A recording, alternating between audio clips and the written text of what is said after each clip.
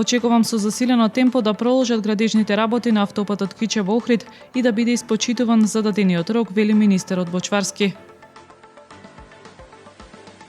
Документацијата на Сдруженијето Цар Борис III за промена на името не е целосна, сепак е почната постапка, информираат од Централен регистар.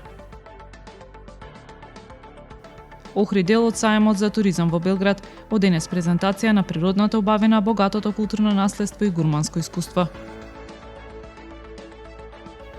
Во знак на поддршка на лицата со ретки болести, стоматолошкиот центар доктор Батковски и една од ланецот аптеки Виафарм блеснаа во боите на ретките. Времето утре променливо облачно и температура до 14 степени. Следевте една минута вести на Охрид Нјуз.